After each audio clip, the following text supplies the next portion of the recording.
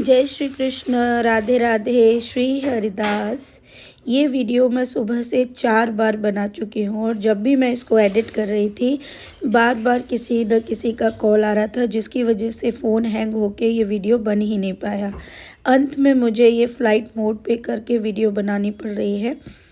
तो पता नहीं, आई डोंट नो क्या प्रॉब्लम थी। अब मैं ये भी सोच रही थी कि अगर मैं ये वीडियो नहीं डालूँ तो पता भी नहीं चलेगा। खैर, मेरे को कुछ समझ नहीं आ रहा था। मैंने कहा अगर इस बार भी ये नहीं बन पाई तो मैं छोड़ दूँगी। और अब मैंने फ़्लाइट मोड पे तो कर ही दिया। अब मैं आपको बता देती हूँ कि ये वीडियो हमने तब शूट किया जब हम खाटू श्याम जी के लिए जा रहे थे। अब हम खाटू श्याम जी के लिए क्यों गए, पहले तो मैं आपको ये बता देती हूँ कि शुरुआत इस प्रकार से थी कि सेविका एक स्वप्न देखती हैं और स्वप्न में देखती हैं कि खाटू श्याम जी का जो चेहरा है वो उनके सामने है और वो ऊपर से उनको देख रही हैं। तभी वो देखती है कि उनके पीछे से एक महिला जिसके बाल सफ़ेद हैं और काफ़ी बुज़ुर्ग हैं, वो निकल के आती हैं और वो सेविका से बोलती हैं कि तुम्हें जल्दी से एक छड़ी यानी मोर पंख छड़ी या माला इनको पहनानी है। तो सेविका कहती है कि इनको पहनानी है। तो बोली जो तुम्हारे सामने हैं। तो उनके पास एक मोर छड़ी थी जो गिर जाती है खाटू श्याम जी के पास से। सेविका बोलती है अच्छा अच्छा, मैं समझ गई, उनको क्या चढ़ाना है, लेकिन चढ़ाना कब है। तो वो बोली आज ही आ जाना। तो वो बोली आना क्यों है। तो वो कहती हैं कि तुम भूल गई हो शायद, 2 साल पहले तुमने कुछ कहा था। और तो सेविका कहती मैंने तो कुछ भी नहीं कहा था। बोला जिस कार्य के लिए तुम्हें पिछले 2 साल पहले बुलाया था वो कार्य तुम्हारा कंप्लीट हुआ, लेकिन अब तुमको इसलिए आना है क्योंकि कोई चीज़ है जो रुक रही है जिसके कारण तुमको आना है। सेविका ये बात सोचती है कि पता नहीं क्या क्या हुआ। बोली नहीं, कोई बड़ी बात है जो तुम नहीं समझोगी, बस मेरे कहे अनुसार तुम आ जाओ। सेविका जब ये बात सुनती है तो वो कहती है ठीक है मैं आ जाऊंगी और वो चली जाती है। लेकिन जैसे ही वो पीछे मुड़ती है तो वो जो बुज़ुर्ग महिला थी वो वहीं पे खड़ी थी। वो पुनः एक ही बात बोलती है, सुनाई दे रहा है ना, आ रही हो ना। तो वो कहती है हाँ हाँ हम आ रहे हैं आ रहे हैं, और ये बात बोल के वो चली जाती है। और यहाँ पर ये स्वप्न जो है सेवा मतलब सोना सुबह सुनाती है। तो सुबह सुनते ही हम लोग जो हैं तुरंत निकल जाते हैं, चप्पल पहनते हैं और सीधे निकल जाते हैं। अब आती है बात कि किसी भी धार्मिक स्थान पर हम चप्पल धारण नहीं करते हैं, तो इसलिए चप्पल पहन के भी मैं निकल जाती हूँ, नो इश्यूज़। उसके बाद हम लोग खाटू श्याम जी पहुँचने की तैयारी में रहते हैं और खाटू श्याम पहुँच जाते हैं। जब हम खाटू श्याम जी पहुँचते हैं तो हम उनके दर्शन करते हैं और उसके बाद हम सालासर बालाजी पहुँचते हैं। जब हम सालासर बालाजी में होते हैं तो हमें 2 स्वप्न दिखाई देते हैं। 2 स्वप्न कैसे, एक सोना को और एक मुझे, जब हम रात को वहाँ स्टे करते हैं। तो सालासर बालाजी में जो पहला स्वप्न था मेरा, जिसमें ये था कि एक बहुत बड़ा सा जो बंदर है और वो मुझे ऊपर की तरफ बुला रहा है, कोई मंदिर सा है, तो मैं उसकी तरफ जाती हूँ और वो कुछ खाने की वस्तु मुझे दे रहा है, मैं खा भी रही हूँ। वो मुझे पूरा मंदिर जो है घुमा रहा है। मेरे को समझ नहीं आ रहा है कि ये मंदिर में मैं क्या कर रही हूँ, लेकिन वहाँ पर मैं देखती हूँ कि 2 व्यक्ति तलवार लिए हुए काले कपड़ों में हैं जो दूसरों को कुछ हानि पहुँचाने वाले हैं। तो मैं वहाँ पे सबको बचाने की चेष्टा करती हूँ, लेकिन वो कहते हैं नहीं नहीं तुम्हें कुछ नहीं होगा, तुम जाओ जाओ आगे जाओ। और ये बोलकर मेरा ये स्वप्न समाप्त हो जाता है। मुझे कुछ समझ ही नहीं आता। वहाँ कुछ गठरी गठरी भी बंधी पड़ी थी, मुझे कुछ भी समझ नहीं आता। उसके बाद दूसरा स्वप्न जब मैं ये सुबह सोना को सुनाती हूँ तो सोना भी बताती है कि उसको भी कुछ स्वप्न ऐसा ही आया। उसने देखा कि वो सो रही है और सोते हुए पहाड़ पर चढ़ के जा रही है। वहाँ बहुत सारे जानवर हैं, मैं उससे आगे हूँ, लेकिन कोई भी जानवर मुझे कुछ नहीं कर रहा है। कुत्ता है, भेड़िए हैं, कोई मुझे कुछ भी नहीं कर रहा है और मैं बहुत आसानी से ऊपर पहुँच जाती हूँ। और तभी ना वो कुछ जानवर जो दिख रहे थे वो सब सोना की तरफ आने लगते हैं। तो सेविका डर रही है, तो वो कहती है कि हे भगवान, दिव्या को तो किसी ने कुछ नहीं किया, पर मेरी तरफ ये क्यों आ रहे हैं। और वहीं पे एक सफ़ेद कपड़े पहने हुए एक व्यक्ति है और वो आके बोलता है सोना को कि दिव्या के तो पैरों में ये सभी जानवर पड़े रहते हैं, इसलिए उनको इनसे कोई कष्ट या पीड़ा नहीं है, लेकिन हाँ तुम संभल के जाना, तुमको ये नुकसान पहुंचा सकते हैं। सेविका बोलती है ऐसा क्यों। बोले बस ऐसा ही है। और वो व्यक्ति भी मेरे पास पहुंच जाता है और जाके वो कुछ मेरी सेवा वेवा में करने लगता है। ये बात होते हुए सेविका जब सुबह हम उठते कि ये दोनों एक दूसरे को शेयर कर रहे थे ये बातें, तो मैंने कहा मुझे नहीं पता कि ये क्या स्वप्न है, चलो देखेंगे, अगर आज घटित होते हैं, बाकी तो जो होना है वो तो होके रहेगा, रोक भी कोई सकता नहीं। फिर भी हमने प्रभु से प्रार्थना की, प्रभु हम नहीं जानते ये स्वप्न क्या है, लेकिन जो भी है सब आपकी कृपा है, क्योंकि मेरा मानना है जो होता है उनकी मर्ज़ी से होता है। भूत प्रेत पिशाच, कोई भी जानवर, कोई भी जंतु, कोई भी पीड़ा, कोई भी कष्ट बिना उनकी इच्छा के नहीं हो सकता, लेकिन इन सब में हमारे ही कर्म छिपे होते हैं जिसे हम कभी नहीं समझ पाते। खैर आगे देखते हैं होता है क्या। अब हम खाटू श्याम जी पहुंच चुके हैं। ये मैंने दोनों ही स्वप्न आपको इसलिए बताए ताकि आप ये जान पाएँ कि इसके बाद क्या हुआ। हम खाटू श्याम जी पहुंच चुके हैं और बहुत सुंदर तरीके से हमने दर्शन प्राप्त किए और बहुत प्यारे दर्शन हुए। हमने मोर चिड़ी, गुलाब, प्रसाद, जो प्रभु की आज्ञा थी हमने वो पूर्ण किया। इसके बाद यहाँ पर ही है श्याम कुंड, हमने श्याम कुंड के भी दर्शन किए और वहाँ पर आचमन किया, क्योंकि हम कई बार खाटू श्याम जी गए हैं लेकिन कभी भी हम श्याम कुंड नहीं गए, तो हमने इस बार सोचा था कि श्याम कुंड भी होते हुए हम यहाँ से सालासर बालाजी जाएंगे। यहाँ से श्याम कुंड से सालासर बालाजी इसलिए जाना होता है क्योंकि पूरी जो आपकी तीर्थ यात्रा होती है उसका एक संपूर्ण अंग होता है, मतलब एक संपूर्ण प्रक्रिया होती है, और वो प्रक्रिया इस प्रकार से है। कोई भी व्यक्ति, अगर आप खाटू श्याम गए हैं तो आपको सालासर बालाजी ज़रूर जाना चाहिए, क्योंकि वहाँ से 104 किलोमीटर की दूरी पर है सालासर बालाजी। विश्व में ये एक ही मंदिर है जहाँ पर प्रभु एक अलग ही रूप में विराज रहे हैं, उनके दाढ़ी मूछ भी हैं। ये एक ही प्रकार के, जो मतलब कहूँगी एक अद्भुत रूप में बालाजी विराजे हुए हैं, उनके भक्त मोहनदास जी की वजह से। अब उनका ये रूप क्यों है वो भी मैं आपको इसी वीडियो में बताऊंगी।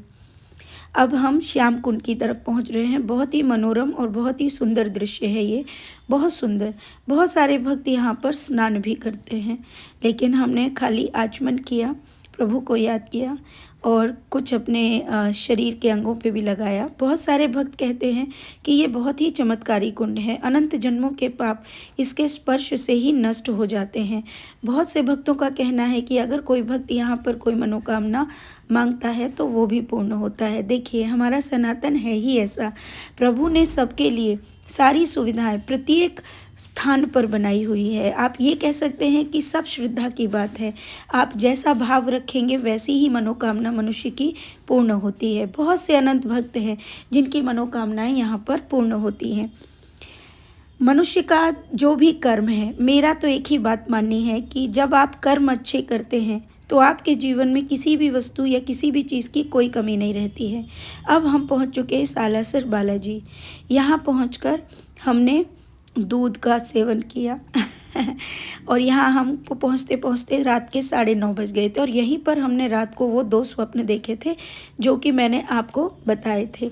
थकावट बहुत अधिक हो चुकी थी और उसके बाद हमने यहाँ पे एक रूम लिया और सुबह मॉर्निंग में नहा धोकर गेट नंबर 3, ये प्रवेश द्वार है, कई प्रवेश द्वार है यहाँ पर। यहाँ से हम लोग जो हैं दर्शन के लिए पहुँचे। यहाँ से प्रसादी वगैरह 2 तरीके हैं, आप प्रसादी जो है सालासर बालाजी के अंदर से भी ले सकते हैं और बाहर से भी ले सकते हैं। अब जैसे ही हम सालासर बालाजी में अंदर प्रवेश करते हैं तो मंदिर बहुत जाना पहचाना भी लग रहा है, क्योंकि हम अभी से मेरे ख्याल से 1.5 वर्ष पहले या पिछले साल, मुझे एग्जैक्ट याद नहीं है, हम सालासर बालाजी आए थे, लेकिन उस बार हम दूसरे गेट से आए थे, इस बार हम दूसरे गेट से आए। लेकिन और ये है, यहाँ पर मनुष्य अपनी मनोकामना और चोला जो है प्रभु का यहाँ पर अर्पण करते हैं, क्योंकि अंदर प्रसादी नहीं ली जाती है। इसके बाद यहाँ पर ये कूपन है, 150 रुपये का ये प्रसादी कूपन होता है, जिसमें आपको सात्विक भोजन प्रदान किया जाता है।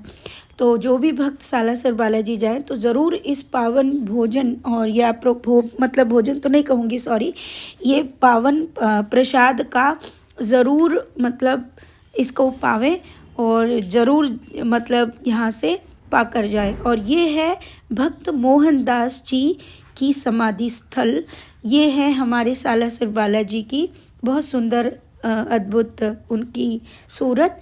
और उसके बाद मैं आपसे और क्या कहूँ, मतलब बहुत सारी चीज़ें हैं। ये वो कुंड है जो 5000 वर्षों से आज भी ऐसे ही प्रज्वलित है। ये उनके जो भक्त थे, सालासर बालाजी के जो भक्त थे मोहनदास जी, उनके द्वारा प्रज्वलित की गई थी ये अग्नि, और ये आज भी वैसे के वैसे ही है। यहाँ पर पहुँचने के बाद ये है वो स्थान जो मैंने स्वप्न में देखा था, जहाँ ऊपर से मुझे बंदर बुला रहा था, और वो जो खाने की व्यवस्था थी ना, मैं समझ गई थी वो वही प्रसाद था जो स्वप्न में मैं खा रही थी। तो ये मैं समझ गई कि वो सालासर बालाजी ने मुझे दर्शन दिए थे। जब हम यहाँ से लौट रहे थे तो रास्ते में हमें ये आंवले नज़र आए। अभी से 2 साल पहले जब हम खाटू श्याम जी और सालासर जी गए थे, तो तब ना मेरे को याद है कि हमने आंवले तोड़े थे। फिर मुझे 2 साल के बाद मुझे इसका बोध हुआ कि कभी भी आंवले को ना तो बिना आज्ञा के तोड़ना चाहिए, और ना ही इसकी चोरी करनी चाहिए, और ना ही इनको लेके जाना चाहिए, क्योंकि ये बहुत ही पवित्र और पावन फल है। इसका सदैव दान करना चाहिए।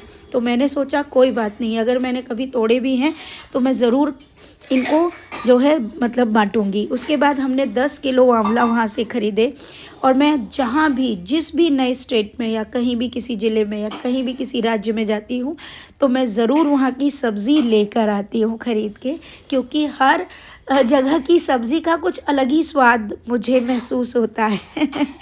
और अभी हम यहाँ से जा रहे हैं, और यहीं पर हमें रास्ते में कहीं पे वो अमरख और स्टार फ्रूट मिला था जो हमने परचेज़ किया था। साथ ही यहाँ पर एक छोटे छोटे बेर भी मिलते हैं। ये देखिए, ये वही अमरख हैं जो हमने यहाँ से रोड साइड से लिए थे।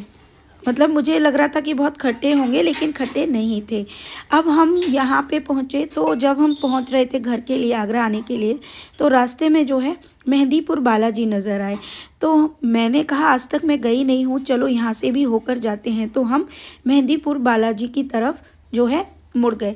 अब मैं आपको बताती हूँ, यहाँ पर भी उनके दर्शन से पहले हमें राधा कृष्ण जी के दर्शन प्राप्त हुए, और यहाँ से हम सीधे अंदर की तरफ जा रहे थे। और ये कुछ वीडियोस जो है, हाथ में फ़ोन था सोना के, तो ये कुछ क्लिप्स ली कि इतनी यहाँ पर भीड़ बहुत ज़्यादा थी सच में।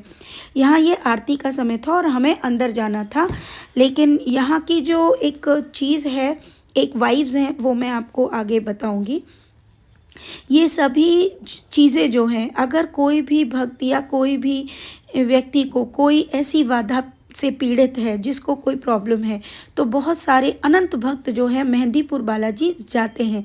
कुछ भक्तों को लगता है सिर्फ बाधा से पीड़ित भक्त ही मेहंदीपुर बालाजी जाते हैं। नहीं नहीं, ऐसा नहीं है। ये पूरी तरह से आपको मैं ये बोल सकती हूँ कि ये पूरा एक दिव्य स्थान है, और यहाँ पर साक्षात प्रभु विराज रहे हैं। यहाँ पर हमारे बालाजी पूरी तरह से विराजित हैं। तो जब हम यहाँ पहुँचे थे, तो मैं अब आपको वो बताती हूँ जो सोना का स्वप्न था। जब हम लाइन में लगे ना, तो हम पास ही पहुँचने वाले जब थे, तो बहुत सारे लोग लाइनों से चिल्ला चिल्ला के, महिलाएं थी, कुछ पुरुष भी थे, चिल्ला चिल्ला के बालाजी की तरफ भाग रहे थे। अब मेरे को समझ आ गई थी कि वो लीला यही थी कि हम जैसे ही बालाजी के पास पहुंचने वाले थे, तो सेविका डर भी गई थी। अब मेरे को समझ आ गया था कि जिन पर कोई भी बाधित जो भक्त मतलब जन हैं, उन जनों पर जो ये पीड़ित जो बाधाएं थी, ये वही उनको ही स्वप्न में भेड़िया और जानवर का नाम संबोधित किया था। क्यों? क्योंकि जो भी किसी भी मनुष्य को, चाहे मरने के बाद या जीवित में, कोई भी किसी को परेशान करता है, उनको यही उपाधि दी जाती है। उन्हीं से बचने के लिए स्वप्न में उस सफ़ेद कपड़े पहने हुए व्यक्ति ने कहा था कि ये दिव्या को हानि नहीं पहुंचा सकते। अब ये किन को हानि नहीं पहुंचा सकते? जो मनुष्य भक्ति करते हैं, ठीक है, जो मनुष्य भगवान का नाम जप करते हैं, जिनकी ऊर्जा भगवान को लेकर सर्वोपरि है, उनको कोई भी बाधा पीड़ित नहीं कर सकती। ये उसी बात को संबोधित किया गया था।